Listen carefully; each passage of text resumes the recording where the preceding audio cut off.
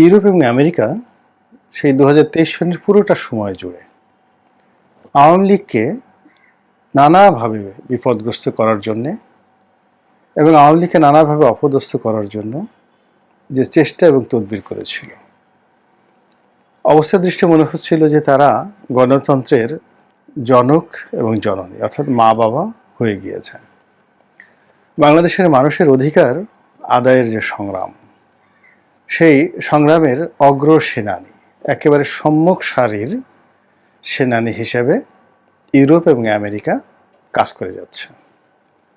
এবং আওয়ামী লীগের যে অপশাসন, যেটিকে বিএনপি অপশাসনের সর্বোচ্চ যে সূচক, এর চেয়ে আর খারাপ অপশাসন হয় না, এটি বলে আওয়ামী লীগের বিরুদ্ধে আন্দোলন চালিয়ে যাচ্ছে। সে আন্দোলনে ইউরোপ এবং আমেরিকার যে সহযোগিতা এবং তাদের যে তৎপরতা, এটাকে অত্যন্ত শ্রদ্ধা ভরে বাংলাদেশের আপামর জনসাধারণ, বিশেষ করে আওয়ামী বিরোধী যারা শক্তি রয়েছেন, তারা মাথায় তুলে রেখেছিল আমেরিকা এবং ইউরোপের যে সকল কর্তা ব্যক্তি, বিশেষত যারা রাষ্ট্রদূত রয়েছেন, বরেণ্য রাষ্ট্রদূত, তাদেরকে।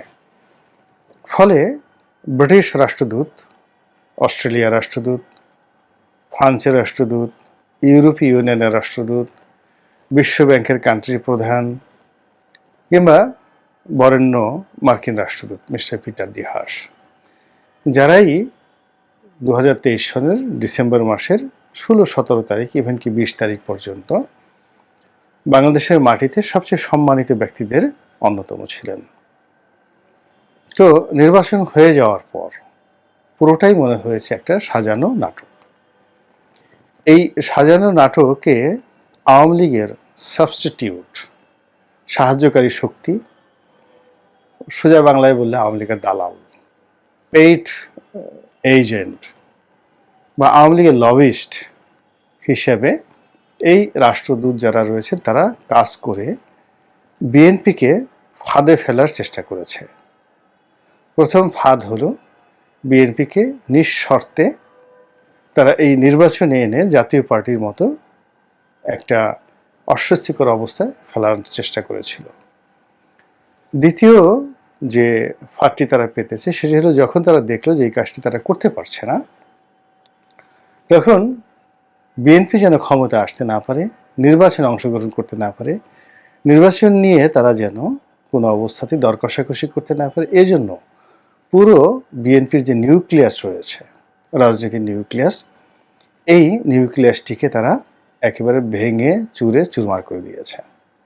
এর জন্য বিএনপিকে দিয়ে কৌশলে একটা সমাবেশ ডাকিয়েছে এবং সেই সমাবেশের মধ্যে পুলিশ হত্যা, প্রধান বিচারপতির বাসভবন আক্রমণ থেকে শুরু করে যা কিছু ঘটেছে, এ সবই সাজানো গোছানো একটি নাটকের একেবারে পূর্ব পরিকল্পিত মঞ্চায়ন।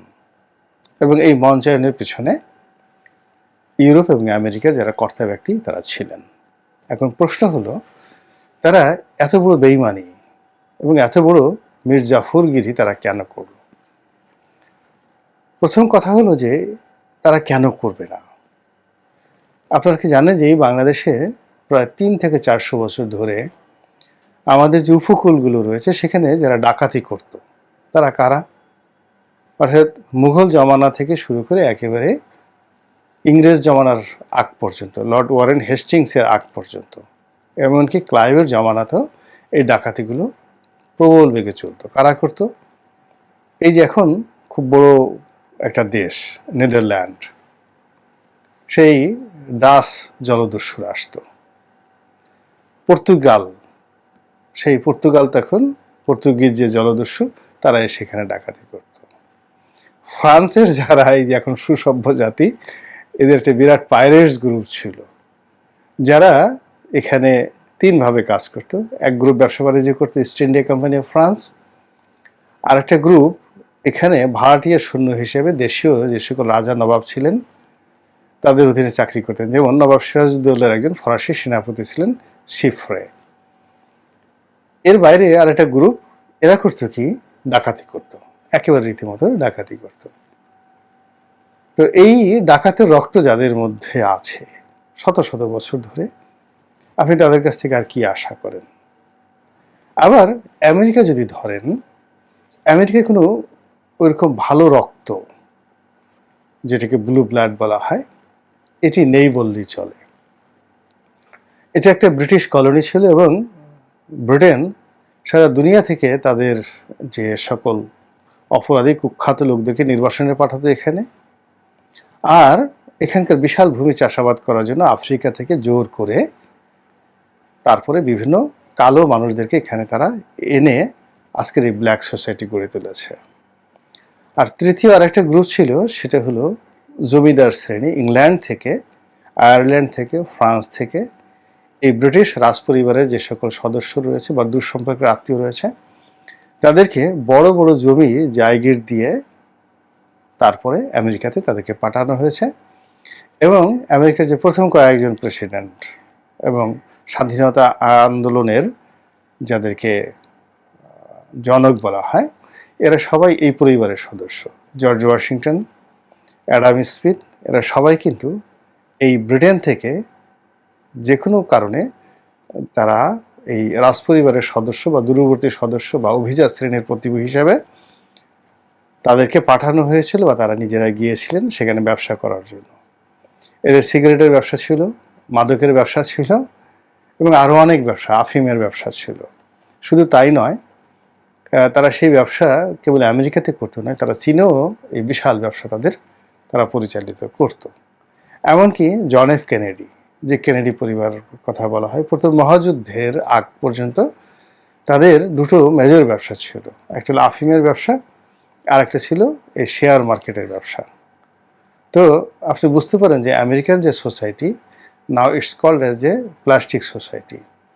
আপনি যদি আমেরিকার কোনো শহরে $1,00,000 নিয়ে গুনতে গুনতে গুনতে গুনতে রাস্তার এই মাথা থেকে ওই মাথা যান, মুহূর্তের মধ্যে দেখবেন যে হাজার হাজার পুলিশের গাড়ি আপনাকে ঘেরাও করে ফেলেছে। একসাথে $10,000 ও সমাজে নগদ লেনদেন, এগুলো সন্দেহজনক। বা কেউ এভাবে $10,000 পকেটে করে ঘুরবে নগদ, এই জিনিসটা আমেরিকান সমাজে কল্পনা করা যায় না।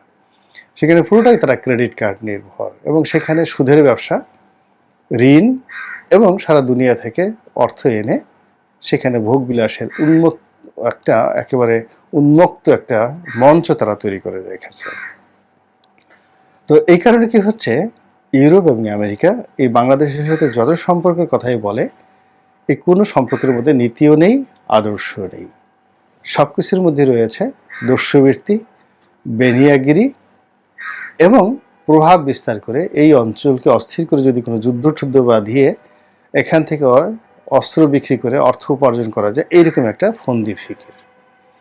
তো যেহেতু এই অঞ্চলটি একটি শান্তিপূর্ণ এলাকা এবং এখানে মূলত মধ্যপ্রাচ্যের মতো এরকম গেম করা সম্ভব নয়।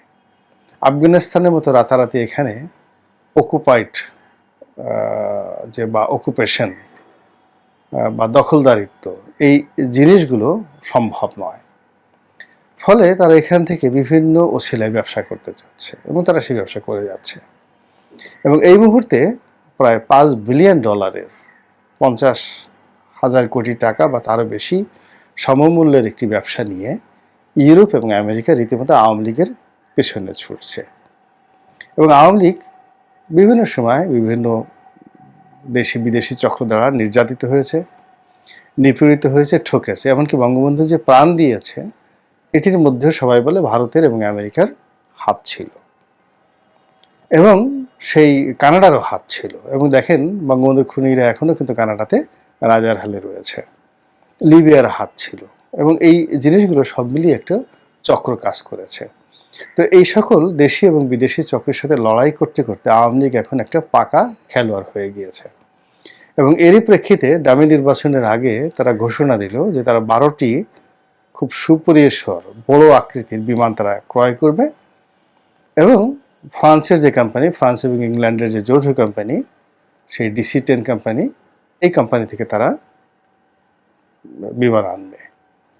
এবং এটি তদারক করার জন্য, ইনফ্লুয়েন্স করার জন্য, প্রভাবিত করার জন্য ফ্রান্সের প্রেসিডেন্ট ইম্মানুয়েল ম্যাক্রো দিল্লি থেকে ফেরার পথে বা যাওয়ার পথে এই যে বাংলাদেশে এসে প্রধানমন্ত্রী শেখ হাসিনার সঙ্গে দেখা করে গেলেন, এটি একটি নজিরবিহীন ঘটনা, একেবারে নজিরবিহীন ঘটনা। এবং এটি এই বিমান বিক্রির জন্য, এবং সেই ঘটনার পর থেকে পুরো ইউরোপীয় ইউনিয়ন, ফ্রান্স, এমনকি ইংল্যান্ড পিটার ডি হাসের পেছন থেকে চলে গিয়েছে। এবং পিটার ডি হাস আর তার বস মিস্টার ডোনাল্ড লু তারা আলাদা হয়ে গেছেন। তা আলাদা হয়ে অল্প কয়েকদিন, দিন 15 তারা নড়াচড়া করার পর তারাও বোয়িং বিক্রি করার জন্য উঠে পড়ে লেগেছে। এবং সরকার আসলে বিমান আদৌ ক্রয় করবে কি করবে না, এটি এখন সুদূর পরাহত একটি বিষয়। এর কারণ হলো বিমান এখন এমনি একটি মাথা ভারী প্রতিষ্ঠান, এবং যেগুলো বিমান রয়েছে সেগুলো তদারক করা, তারপর সেগুলো মেনটেনেন্সের যে কস্টিং সেটা বেয়ার করে, এবং সেগুলোকে প্রফিটেবল করে বিভিন্ন রুট থেকে এটির মাধ্যমে লাভ করা, এটি সম্ভব হচ্ছে না। এবং আমাদের যে ডলার ক্রাইসিস, এটা এমন পর্যায়ে চলে গেছে, মাত্র 35 থেকে 40 কোটি ডলার আমরা বিদেশি এয়ারলাইন্সগুলোর যে ভাড়া বাবদ বাংলাদেশে পাওনা রয়েছে, সেই টাকাগুলো তারা বাংলাদেশ থেকে পাচ্ছে না। ফলে টিকিটের মূল্য প্রায় দ্বিগুণ তারা করে দিয়েছে। তো এই অবস্থাতে বাংলাদেশ নতুন করে $5 বিলিয়ন বিমান কিনবে, এটি একেবারে অসম্ভব একটি বিষয়। কিন্তু তারপরও আওয়ামী লীগ এই চাল চেলেছে নিজেদের অস্তিত্বের জন্য, এবং তারা সেই দামি নির্বাচনের আগে সেই চাল দিয়ে যথেষ্ট সফলতা লাভ করেছে। আর নির্বাচনের পরে আমেরিকাকে সেই নাকে দড়ি দিয়ে ঘোরানোর জন্য তারা আবার দ্বিতীয় চাল চেলেছে যে না, আমরা বোয়িং থেকেও নিতে পারি। এই জন্য আমেরিকা তার সুর নরম করে এখানে পছন্দ মতো, আওয়ামী লীগের পছন্দ মতো একজন রাষ্ট্রদূত দেওয়ার তারা চেষ্টা করছে। এবং একের পর এক মার্কিন যে প্রতিনিধি দল, বাণিজ্যিক এবং সরকারি এবং প্রাইভেট, তারা বাংলাদেশে ঘন ঘন আসছে। উপকূলে তারা তেল গ্যাস অনুসন্ধান করতে চাচ্ছে। এজন্য একজন মোবিল, যে কোম্পানিটি আমেরিকান কোম্পানি, এই কোম্পানিটি যেন কাজ পায়, যেন তারা তদবির চালাচ্ছে, যেন বাংলাদেশ আমেরিকা থেকে বোয়িং বিমান কিনে, এই জন্য তারা তদবির চালাচ্ছে। তার সঙ্গে সঙ্গে আরও অনেক কিছু। আর বিনিময়ে আওয়ামী লীগ যা কিছু করেছে সেইগুলোকে একটা সিল দিয়ে তারা কৃতজ্ঞতা প্রকাশ করতে চাচ্ছে, আনুগত্য প্রকাশ করতে চাচ্ছে। এবং এরই ধারাবাহিকতায় আইএমএফকেও তারা কিন্তু লেলিয়ে দিয়েছে। আইএমএফ এই আওয়ামী লীগকে অসম্ভব রকম সহযোগিতা করছে, এবং অনেকগুলো শর্তের তারা বেড়াজাল যেগুলো রয়েছে সেগুলোকে ছিন্ন করে আওয়ামী লীগ সরকার যেন খুব দ্রুত ঋণ পেতে পারে, এই জন্য তারা সকল ব্যবস্থা করেছে এই আমেরিকা। এবং তৃতীয় কিস্তির যে ঋণ, যেটি যা হওয়ার কথা ছিল তার দ্বিগুণ ঋণ তারা আইএমএফ বাংলাদেশকে দিয়েছে, মূলত এই যে বিমান বিক্রি সহ ব্যবসা বাণিজ্য আর অন্য কর্মকাণ্ড এগিয়ে নেওয়ার জন্য। তো এখন আওয়ামী লীগ যে খেলছে ইউরোপের সঙ্গে এবং আমেরিকার সঙ্গে, এই খেলাটা কতদিন চলবে, এবং আসলে তারা শেষ পর্যন্ত বিমান কিনবে কিনা, বিমান কেনার মতো অবস্থা তাদের আছে কিনা, এবং শেষমেশ যদি আমেরিকা এবং ইউরোপ আবার ধরা খায় আওয়ামী লীগের কাছে, তখন তারা কি প্রতিক্রিয়া দেখাবে এবং কিভাবে বিএনপির পিছনে আবার ছুটবে, সেই দৃশ্য দেখার অপেক্ষায় রইলাম।